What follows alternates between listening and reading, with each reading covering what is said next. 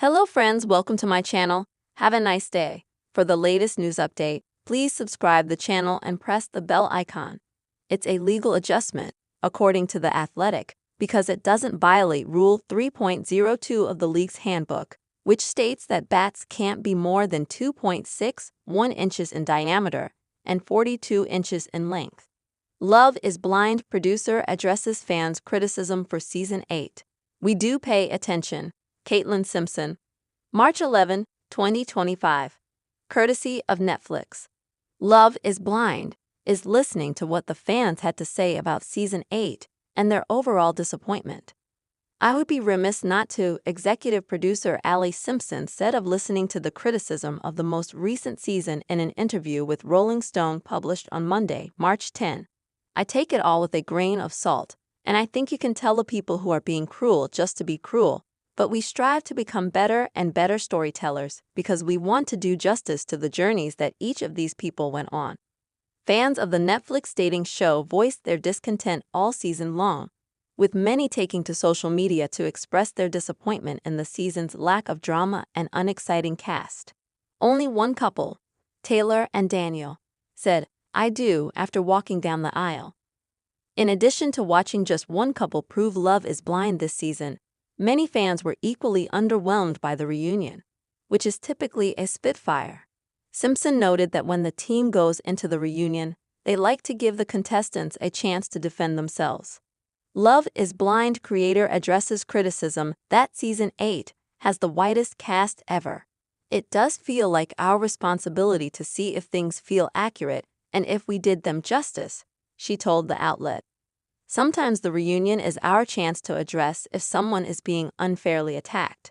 We really want them all to leave the reunion feeling like they got a chance to either set the record straight, defend their character, or have the opportunity to say their final piece about something. Simpson also acknowledged the fans' complaints of Love is Blind spending too much time with the couples in the pods. Cast of Love is Blind Season 8: David Bettenberg, Mason Horestick, Devin Buckley, Meg Fink, Sarah Carton, Alex Brown, Monica Danis, Daniel Hastings, Taylor Hogg, Molly Mulaney, Lauren O'Brien, Ben Mazinga, Madison Erichiello, Joey Lavale, and Virginia Miller. Greg Gaines/Netflix. More. We heard feedback this season that the show spent a lot of time in the pods, and we're thinking about that as we move forward, she explained. We do pay attention, but I think we know how to filter the useful from mean-spirited comments. While addressing the criticism, Simpson also shared the challenges the Love is Blind team faces behind the scenes as the show has evolved since its 2020 premiere.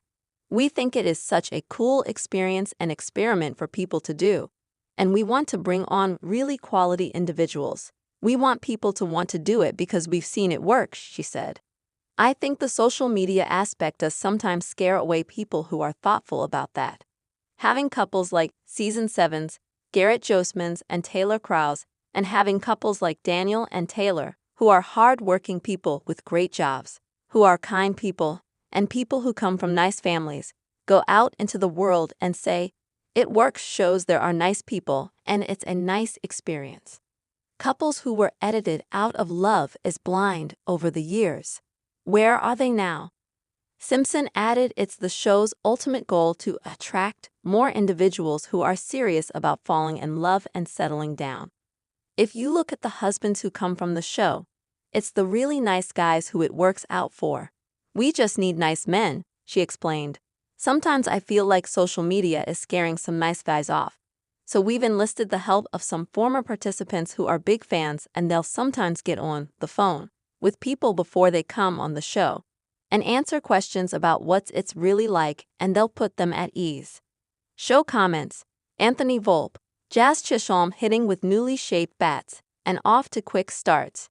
Andrew Crane, Sun, March 30, 2025 at 7:17 a.m. Greenwich Mean Time +6. Access the Yankees beat like never before. Join Post Sports Plus for exciting subscriber-only features, including real-time texting with Greg Joyce about the inside buzz on the Yankees. Try it free. In the middle of a record-setting afternoon for the Yankees, The tweaked bat design that helped contribute to their 9 home runs spent some time in the spotlight too. Shortstop Anthony Volpe and second baseman Jazz Chisholm Jr. are two players using a design where the barrel is placed in a non-traditional spot on the bat, according to YES Network, and both players homered during the Yankees' 20-9 rout of the Brewers on Saturday, with Volpe even launching his just a few pitches after the segment. The Yankee front office, the analytics department, did a study on Anthony Volpe, and every single ball it seemed like he hit on the label. YES play-by-play announcer Michael Kay said, "He didn't hit any on the barrel, so they had bats made up where they moved a lot of the wood into the label. So the harder part of the bat is going to actually strike the ball." It's unclear when exactly Volpe and Chisholm made the switch to those bats, and which other Yankees have embraced the innovative thinking. Jazz Chisholm and Anthony Volpe's bats both feature a skinny end cap with the barrel located more toward the handle. YES broadcast Kevin Smith, a former minor leaguer in the Yankees organization, attributed the design to former Yankees analyst and current Marlins field coordinator Aaron Leonhardt and called it the torpedo barrel in a series of social media posts Saturday when buzz around the bat design erupted following the broadcast segment. "It brings more wood and mass to where you most often make contact as a hitter," Smith wrote on X. "The idea is to increase the number of barrels and decrease misses."